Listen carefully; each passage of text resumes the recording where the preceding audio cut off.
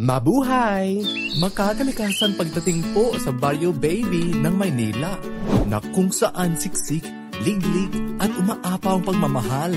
Hindi lang po sa kapwa, pati na rin po sa kalikasan. Ano pa tinawag kami na taga Barrio Baby kung hindi po namin aalagaan, iingatan at poprotektahan ang baryo ito, di ba? Dito sa Barrio Baby ng Maynila, hindi lang po kami kilala sa pagiging M as in mapagmahal. Pati na rin po sa 3Ms. 3Ms? Opo, 3Ms. As in malinis, maganda, at maaliwalas. Dahil deserve natin ang malinis, maganda, at maaliwalas na kapaligiran.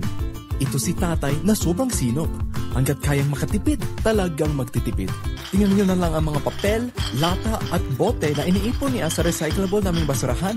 Pwede pang magamit yan. Ang bango naman ng niluluto ni nanay.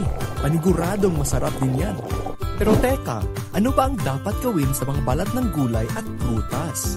Siguraduhin na itatapon sa biodegradable o nabubulok na basurahan ang mga ito. Dito naman ako bilib kay kuya. Kapag may mga sirang gamit sa bahay, kayang-kaya niya ayusin. At syempre, kung talagang kailangan na itapon katulad ng mga materyang hindi na gumagana, diretso na yan sa special waste o sa delikado at nakalalaso na basurahan. Ito naman ang paborito kong ate na laging may pasalubong na candy o tsokolate. Paalala niya, itapon ang mga wrapper nito sa residual na basurahan. At syempre, hindi ako papahuli bilang bunso. Lagi akong sumusunod kila tatay at nanay. Nakikinig kila ate at kuya.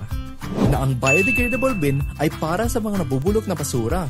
Ang recyclable bin ay para sa mga maaari pang magamit ng basura. Na ang special waste bin ay para sa mga delikado at nakalalaso na basura. At ang residual bin ay para sa mga hindi napubulok at hindi na magagamit na basura. Ganito kami sa Barrio Baby. Makiisa sa mga gawain sa bahay at komunidad para sa ikalilinis, ikagaganda, at ikaaaliwalas ng ating kapaligiran.